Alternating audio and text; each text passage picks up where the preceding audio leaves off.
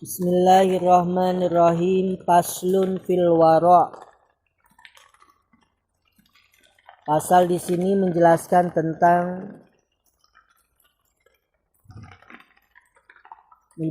tentang wara'. Apik. Bahasa Jawane wara' itu apik. Ekstra hati-hati, memilah-milah supaya mendapatkan yang lebih bersih, entah di dalam segi makanan, entah di dalam segi apapun, ucapan ataupun di dalam ibadah, apalagi wara'. Jadi model kita ini untuk mendapatkan sifat ini ya harus benar-benar mujahadah, tidak serta-merta bagaimana dari mulai pakaian, dari mulai pemakaian, apapun. Qala alaihi salatu wassalam, ya Aliyu, wahai Ali, la dina liman la khasyata. Tidaklah ada agama yang sempurna liman bagi orang la khasyata. Khasyah itu tidak ada rasa takut, khasyah kepada Allah. Sangat jauh kita madu, ya Allah. Bagaimana? Wala aqla liman la ismata. Tidaklah ada akal liman bagi orang la ismata lahu,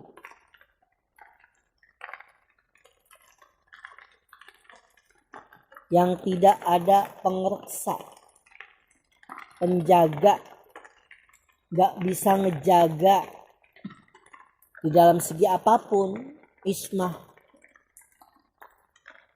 Wala imana liman la wara'alahu. Tidaklah ada keimanan yang sempurna liman bagi orang la wara'alahu. La wara'alahu itu maksudnya artinya bagi orang yang di situ tidak ada sifat wara' di dalam dirinya itu. Karena nanti ujung-ujungnya adalah tentang kepercayaan kita kepada Allah, keimanan kita kepada Allah. Pati-pati kita tidak ngambil hak orang, karena memang kita tahu ini sudah ada hukum seperti itu. Hukum bahwa mengambil tanpa izin, hukum gosok. Wala ibadata liman la ilma lahu. Tidaklah ada dikategorikan ibadah yang sempurna bagi orang-orang yang la ilma lahu, yang tidak punya ilmu.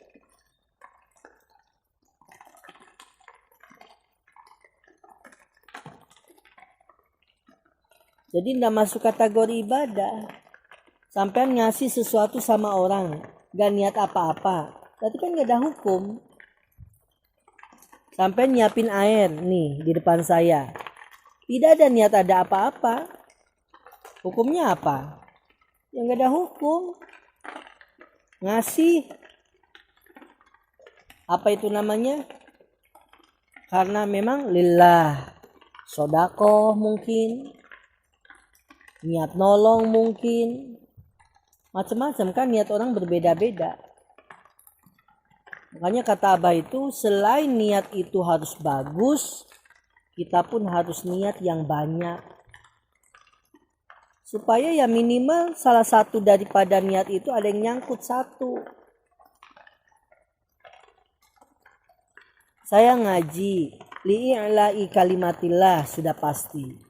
Li Rasulillah sudah pasti. Tapi yang lain-lainnya karena memang menghilangkan kebodohan, ngebantu orang tua supaya saya dapat jodoh mungkin. Kalau apa salahnya Ustaz kalau kita ngaji niat dapat jodoh? Ya enggak ada yang salah. Cuman masalahnya itu adalah lu sampai ngaji kitab dapat jodoh hubungannya gimana? Gitu. Yang ada jodoh dapat ente nggak mau ngaji. Coba sampai masuk pondok, niatnya nikah, ya kan? Siapa yang mau niat nikah? Si Sukhban. Masuk pondok niatnya nikah. Yang dia dapat ya istrinya lah. Ilmunya gimana? Ya wallah alam, orang dia dari awal nikah kok. Makanya kita niatin yang banyak. Li'i'la'i kalimatillah. Kalau masalah duniawi diakhirkan saja supaya dapat ijazah. Padahal kita punya keyakinan walaupun kita ndak cari, kita ikut pelaturan pondok, ijazah mah kan dapat. Mungkin jodoh perlu kita cari dan perlu kita jemput. Tapi kan kalau ijazah ndak mesti kita cari. Kita ngikutin pelaturan pondok, insya Allah jadi dan dapat gitu. Jodoh sudah ada yang ngatur, tapi terkadang kita perlu ngejemput. Ngejemput itu ikhtiar maksudnya. Doa yang bagus. Ikhtiarnya bolehlah tanya-tanya. Atau bagaimana caranya? Orang berbeda-beda. Karena kita punya tabiat yang berbeda-beda, maka mereka akan mendapatkan sesuatu yang berbeda-beda dengan caranya kan. Sukhban begini orangnya, sampean begini orangnya, Stomi orangnya begitu. Saya yakin mereka punya jalan nantinya sendiri-sendiri. Si Sukhban dapat jodohnya karena lirak-lirik sama tetangga ya dapat tetangganya. Yang ini ngedeketin ustadz-ustadz yang punya adek. Lah itu jalannya dia. Si Tommy, ya kan, dekat-dekat sama saya. Dapatnya siapa? Yang nggak tahu, saya nggak punya adik, ya kan? Iya. Paling dapatnya nasi uduk sama nasi liwet. Nggak punya adik. Ada cowok. Lah itu. Jadi liman la ilma lahu. Wala muru'ata liman la sodaqota lahu. Tidak ada muru'ah. Muru'ah itu apa? Muru'ah itu wibawa seseorang di saat dia tidak pernah sodaqo sama orang. Jadi kalau sampean tidak pernah ngasih sama orang, orang akan memandang sampean itu apa? Coba. Ganteng. Nanti dibilangnya, ganteng-ganteng pelit gitu. Sampean pinter. Oh, orang pinter. Katanya dia berilmu tapi nggak pernah ngasih orang, begitu nantinya endingnya. Maka dari itu bagian daripada untuk membangkitkan muru'ah adalah apa? Yaitu sifat dermawan kita itu. Yang namanya dermawan bukan berarti kita apa punya sesuatu setelah kita kenyang lalu kasih orang itu dermawan. Tapi memang dari awal dia sudah merancang bahwa kita memang mau ngasih orang. Gak masuk dermawan.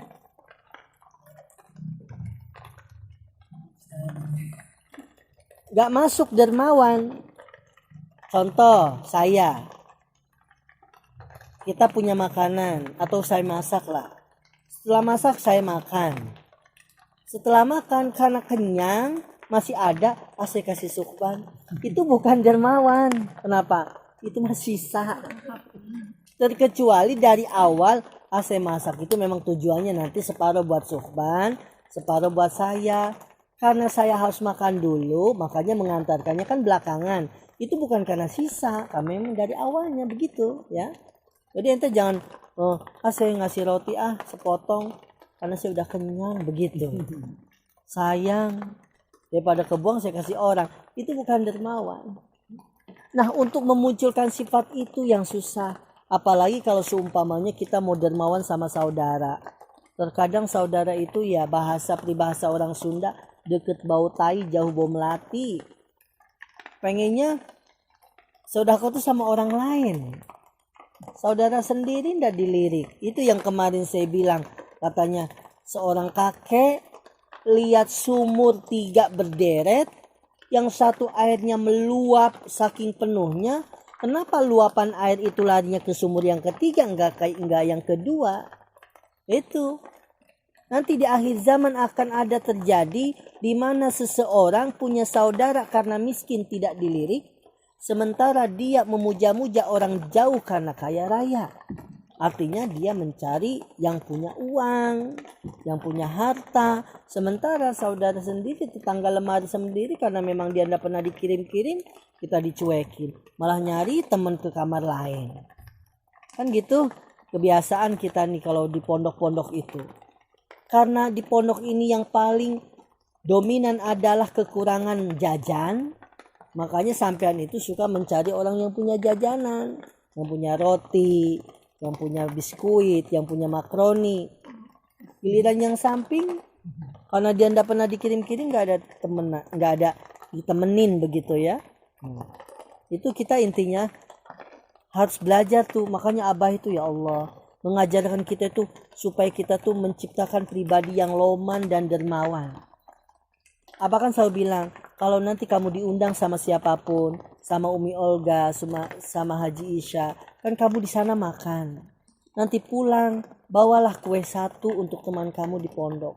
Kalau coba bayangkan kalau kamu 500 orang diundang, 1 orang membawa 1 kue, lalu kamu bawa balik, kasih ke teman, berarti kamu sudah ngasih, memberikan makanan kepada 500 orang.